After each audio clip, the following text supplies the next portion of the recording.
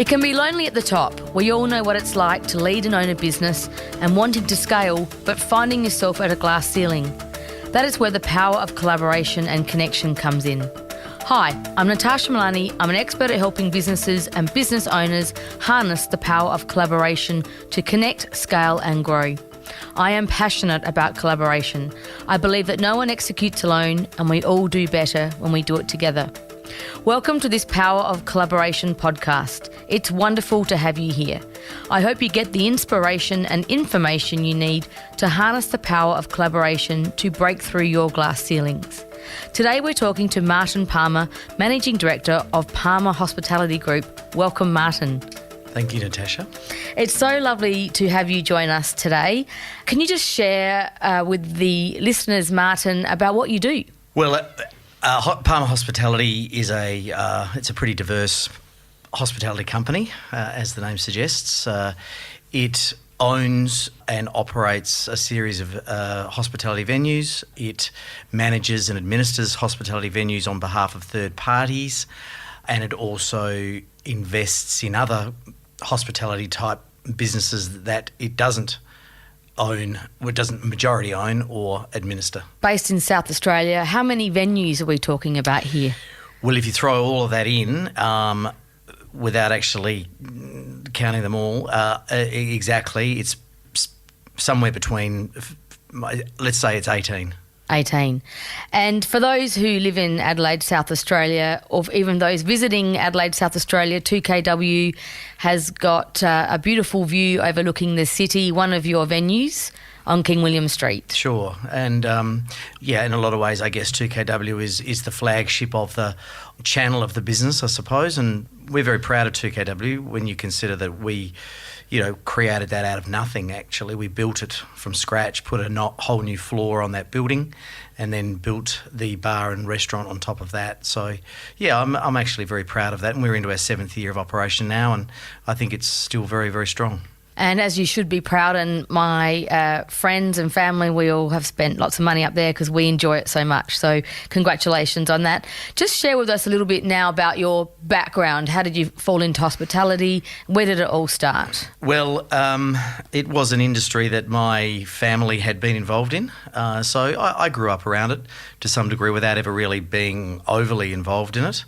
I didn't really have a ambition to go into hospitality. I went to UniSA, which in those days used to be called the Institute of Technology, but I like to call it the University of South Australia now because it sounds better, and did a Bachelor of Business. And at that time, it was the mid-80s. The world was a pretty different place. My recollections are that share markets were booming and business was very strong, and most graduates got attracted into the finance or sort of the money market type jobs, and I wasn't any different. And I was offered a job at a local share broking firm, Taylor Collison, and I worked there for about 5 years. Starting off, I used to be their trader on the floor in the old days when everyone used to buy and sell shares on the trading floor, telling the chalkies what to do, and then finished up being an advisor. I had ambitions I actually loved that job. I loved the industry, and I always have. And I had ambitions to not stay in Adelaide and move to Sydney. But during that time, of course, in 87, there was the huge crash, the famous share market crash of 87. And of course, the employment market really, really shrunk. And I found it difficult to get jobs in Sydney or Melbourne. I went back to university and did a postgrad in economics, thinking that would help me. And at the end of the postgrad of economics, with some guidance from my father, I guess, I ended up buying a pub. And that was in about 1990. I thought, look, I'll have a go. I'll see where I end up. If I don't like it, it doesn't really matter all that much. And I'll continue on and go back to try and finding a job in broking or finance on the eastern seaboard. But that was probably late 1990, early 91, and what is that? Here we are 32 years later and I'm still here. What was that pub, and is it still in the group? Yeah, no, absolutely. Warradale Hotel. Oh, Great pub. So you talked about the 87 crash, and now we're in new times with COVID. What was the hospitality industry like back then, and how is the hospitality sector dealing with this new change, COVID rules, the health and economic crisis around COVID? What does that mean for hospitality now? If I deal with the COVID rules, I mean, COVID's been an interesting time for hospitality. I mean, as we all know, we've been very lucky here in the sense that while we've had varying levels of restrictions, all in all, we've been able to trade reasonably freely, which has been fantastic. The big outliner for me, I think, has been what has been obvious to everyone in retail, particularly in this state, is that if we go back to 2019, perhaps we might have said Adelaide needs another 150 or 200,000 people. Well, for the last 12 months, we just got that 200,000 people because they've all been here. They were always here, but they were never here. And that's been patently obvious. I mean, it's not just in hospitality, but you speak to art dealers, car dealers, just other people that I mix with and talk business with. Everyone's businesses has been very strong in the last 12 months. The other thing is that because of restrictions, people are far more, I think hospitality generally, but particularly pubs, people took for granted they were sort of spontaneous things. They'd just turn up, whereas now people are a lot more used to booking, not even just to have a meal, but even just to come in and have drinks and those things. And so we've actually had to change our systems quite a bit to accommodate that. But that's only been a positive thing, and definitely I think something that the industry will take forward after COVID has been eradicated. I would say that you have, and I say this in a positive way, disrupted the hospitality sector by innovating in your sector with your venues and the product quality, the way that you deal with your customers. You've talked about some innovation that in terms of systems and processes you've put in. Can you just share some case study learning about some improvements and innovation you've made in the sector? Well, I think that I guess that when I first got into it, I mean, if you go right back to Warradale Hotel, I mean, that was a very traditional suburban pub. After Warradale, one of the things I've done is that through expansion, most of my expansion has been through new licenses and building new venues.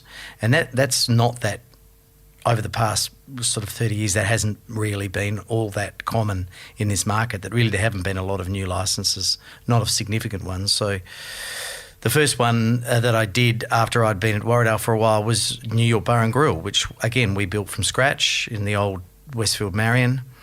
And that was innovative at the time because it was a combination of food forward but bar and entertainment, and I don't think that had been really done before at the time, to the point where actually I was awarded the Westfield Retailer of the Year by Frank Lowy, and they took me all over America, and they were very keen for us to take that concept in business and duplicate it all over Australia. Congratulations on that. But we decided that probably our energies and capital were better allocated into properties that we owned ourselves as opposed to just going into leases. So we sort of steered away from that a bit.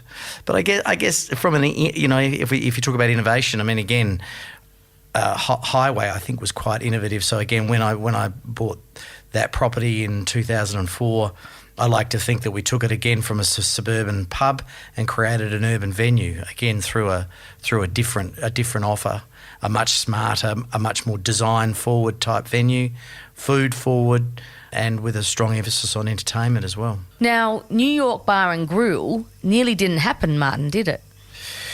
No, and that's a pretty interesting story, and it's probably again a good example of collaboration because.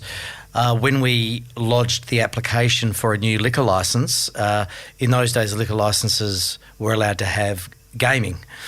And the then Premier of South Australia decided that gaming located in a big shopping centre like Westfield Marion wasn't a good idea. So he basically came out in a doorstop and said, well, we're not going to let this happen and we're going to introduce retrospective legislation to stop it. Now, probably at that time I thought, well, that's it. It's not going to happen. But my partner at the time, and this was very much, we were very embryonic in our partnership at the time, said, no, look, I think we should push this. It's not right. And we basically, with some help from experienced people, learnt how to do our own lobbying in a way, and we walked Parliament House for weeks and said, look, it doesn't matter to the politicians how you feel about whether what we're proposing is right or wrong, but at the end of the day, you can make legislation to not let it happen again, but it's wrong to have retrospective legislation, because at that time we were two young guys and we'd already taken a very large risk to get to where we had gotten to. And it was a great lesson for me in terms of collaboration, in how the power of two can become the power of so many more, and telling stories of which you actually have a true passion for will always be listened to and cut through. And at the end of the day, to the politicians' credit, they listened to us and accepted our position. They did change the legislation so that would never be allowed to happen again, but they agreed to not do it retrospectively. And I guess out of all of this, I mean, we built New York Bar and Grill, we made it very successful. Someone came and knocked on our door and bought it from us, and really that allowed Brett and I both to go and buy the great properties that we have today, being the Highway at Plympton and the Stirling and the Adelaide Hills. So that story, that turning that whole thing around was really a big along with, as we discussed before, about the selling of SA Brewing. That was a big turning point, a big milestone for us in our careers. That is a great case study and shows the true power of collaboration, and even the butterfly effect of collaboration. What really came out of that was opportunity. Absolutely. And yes, probably at the time we didn't realise how big an effect it would have, but over the course of our lives, it probably changed the direction of both of our lives, really, actually. And what was your tipping point in terms of growth? Was there a tipping point? Was there something that said, yes, we can really scale up? Yeah, I don't, definitely, because if I get back to the real estate, really, that is actually, I mean, Palmer Hospitality is probably as much a real estate company as it is a hospitality operating company. So the big game changer for a lot of people in Adelaide in hospitality was that the old SA Brewing Company actually owned most of the hotels in South Australia. They owned about 120 of them. And when South Australian Brewing was sold to Lion Nathan decided that they didn't have any interest in owning the hotels anymore. And through some amazing work of others, I sat on a steering committee, but it was really led by some industry stalwarts like Martin Bailey, Ian McLaughlin, who's now passed away, Peter Hurley obviously providing leadership in the industry, and others, Greg Fay. They negotiated with Lion Nathan, and Lion Nathan agreed to enter into a scheme of arrangement with all their lessees, and they sold us and funded us into the freeholds of the hotels. So by doing that, basically we had a much more solid balance sheet, and we had a more tangible asset in which we could finance, and that was definitely the tipping point.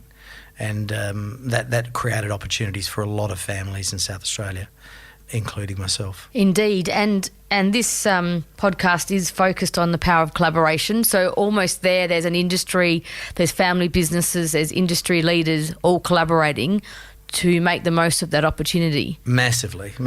And I mean, I guess having come, again, I'm sort of a bit of a veteran of the industry now, and it always has had a fellowship amongst it.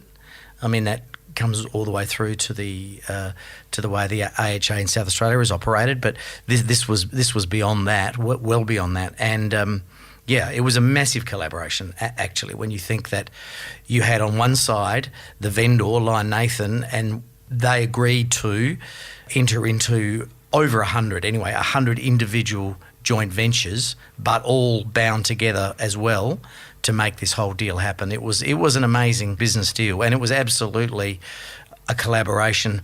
The odd venues that were not taken up by the lessee, everyone else because it was all or nothing. Every hotel had to be tied up. So everyone else, all the other 100 lessees in South Australia, all then formed another company and bought all of the ones that were left out to ensure that it happened. It was actually one of the most amazing business deals, probably, and it probably is a story that deserves to be told more, really. Yeah, I'm enjoying listening to this story because I wasn't even aware of the depth of that story and that how it was actually triggered. So what was the time frame on that roughly? Yes, I could tell you that. That happened, it started in 1994, so they sold us half of the freeholds and partnered with us in the other half for, I think, 5 years. And at the end of the 5 years, all the hotels were valued again and we were obligated to then purchase the other half of the freehold. So it sort of probably went from about 1995 to the year 2000. I think by the year 2000, Lion Nathan then had probably exited all of the freeholds, and then that changed the industry forever in a whole range of ways. Because also remembering that all of those hotels were in the old traditional way tied pubs before, so basically they could only ever sell SAB or what was then Lion Nathan product. So after that, then that really opened up the market. It was a big boon for other people, probably like Coopers too, who then were in a much better position to take advantage of the hotels, particularly in suburban Adelaide. When one door closes, many other doors can open. And tell us about, there's some family businesses involved in the hospitality industry. My observation has been of late that, there's even more collaboration as you continue to grow your venues within the group. Can you give us some case studies about what's happening in your world in that sense? If I go right back to talking about New York Bar and Grill, obviously that was a collaboration to continue on the theme between myself and Brett Matthews. And so Brett at that time was a part of the Matthews hotel family, and he was third generation in hospitality. So we had known each other probably more socially than anything, but found that we had a lot more in common than we had first anticipated from how we saw the industry going forward. We had very common views on that, and then saw that New York Bar and Grill was a great opportunity to actually pursue that. So we did. So that probably started in about 1997, and to this day now, I mean, we are in partnership in one form or another in the Highway, in the Sterling Hotel, the Crafers Hotel, and there's some other Hills venues there as well, and we're just starting a new venture, building a new bar and restaurant on the Parade, and which will be called RK, and I can get that in, and he's involved with me in that as well. So it's been, we've been doing it together now for nearly 25 years, and it's been very successful. Oh, and obviously I've also in the recent acquisitions of the Lion and the Cremorne, which are obviously for us significant. Lots of great pubs in that group, and I'm happy to always give them all a go. You mentioned that you had shared some common views with Brett Matthews. Common views and common values are critical when it comes to partnerships and collaboration. Can you just share with us what you think some of the more critical elements are when it comes to those common views and collaboration and partnerships and doing business together? Well, I think it started off probably with just our view of the industry, where it was at that time and where we saw it going, and the opportunity to probably introduce a whole lot of new people who had stopped going to hotels or weren't going to hotels anymore, or pubs if we call them that, because they were old smoky places for middle-aged men having a bet on the horses, and that was who were drinking butchers and schooners, and that was about it. So again, I guess we had a common view that food needed to have a much greater focus. Design of the venues needed to have a much greater focus. They needed to be more youthful. And then I think also importantly, we probably shared some views on the importance of process, of back office procedures, controls, stock controls, better HR, IR management, all those kinds of things, which when I first got into the industry, to be honest, most hospitality operators were fairly it was probably different for Brett and I because we were both university educated, and at that time that was probably unusual in hospitality. So you brought that commercial business lens. Yeah.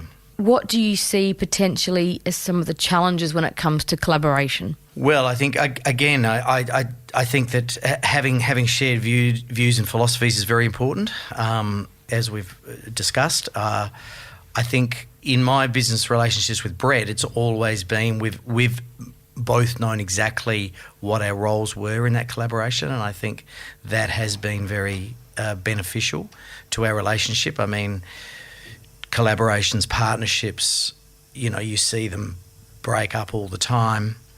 I think there is also a lot to be said for what we always used to call, and when we first got into business together, we took it very seriously. Now we kind of laugh about it, but we call it planning for the divorce, so that if there is a problem, that a mechanism by which it can be resolved so that the business doesn't suffer, so it doesn't just end up being a locked position. There's always a mechanism by which decisions can be made, whether it just be about a decision for the business, or one party wants to sell out or his share, or he wants to think that we should sell the whole business, or there's always a mechanism. So there's always an agreement, a joint venture agreement, I guess we call it.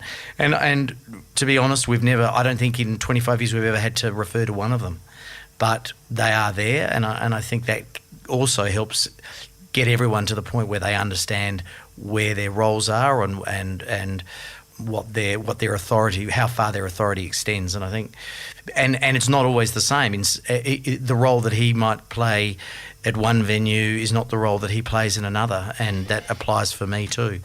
But the answer is that we know in each individual collaboration what our role is, and we play the role. I think there's some great insights there, and I see a lot of businesses struggle with exit strategies and partnerships. And I also really pick up on the fact that in this industry, I like to use the word co-opetition, but there is a strong allegiance within the hospitality industry, and you mentioned the AHA before. How important is that for that industry collaboration and learning and sharing? Well, I think that it was very, very strong. What was the word used? Co-opetition. Co-opetition, yes. There was definitely an element of collegiate understanding amongst most of these significant operators when I first got into the business. That's a bit old-fashioned, I think, now. Not in its thinking necessarily. It's always got a place, but unfortunately, the industry itself, even in South Australia, has changed so dramatically. It's become so much more corporate that a lot of that has gone. Not completely. Again, the association plays a quite an important role, but when you've got major national retailers that are ASX top 20 companies like Coles and Woolworths being major shareholders or stakeholders, at least, in the industry in the state, a lot of it changes the landscape, and it's not how it used to be, that's for sure. Just before we finish up, and really enjoyed this conversation, and I love the industry and the role that it plays in South Australia. It's a very important industry. It's a backbone industry as an employer, and also for social and community benefits. Just want to think about some practical tips you'd like to leave the audience with, a learning that's worked well for you, or even something that hasn't gone well that you've learnt from. Anything you'd like to leave our audience with as a summary? I think that on a number of levels, I'm probably going to mix this up now, but the old saying, fail to plan or plan to fail. I mean, if you fail to plan, then you definitely will fail. So whether it be just your business plan or the contractual obligations that you have to enter into. I mean, most people in hospitality, and particularly now that licensing is so much more freer, there's a lot more smaller type businesses like small bars or restaurants. The leases that they enter into, I mean, you need to understand those things from bottom to top and top to bottom. Otherwise, you will get caught out, and it will definitely bring you down. So I think you've got to do the planning. You've got to do the planning. Instincts are good, and a lot of people enter into the hospitality industry on instinct.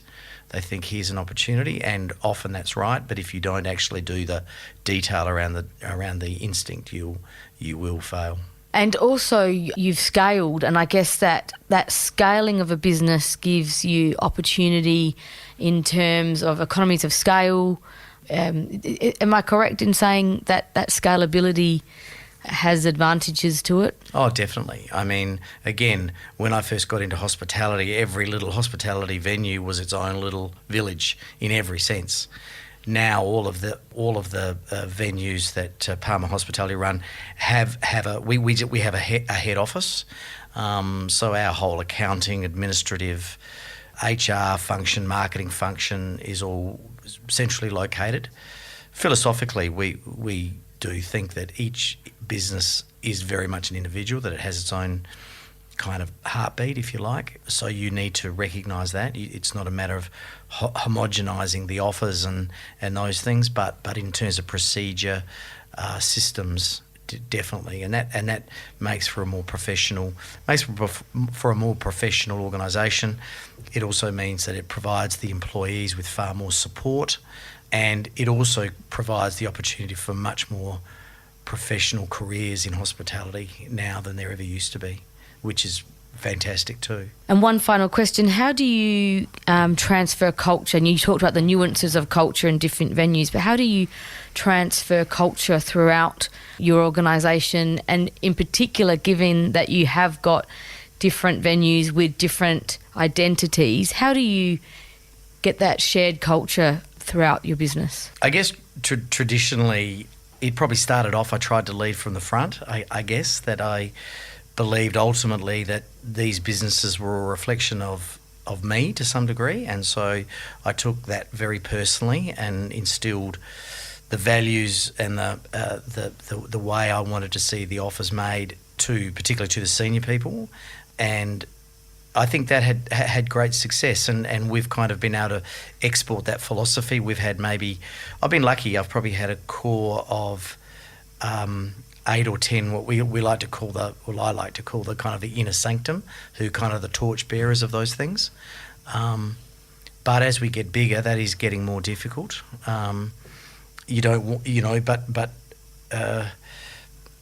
Systems and culture can sometimes cannibalise each other.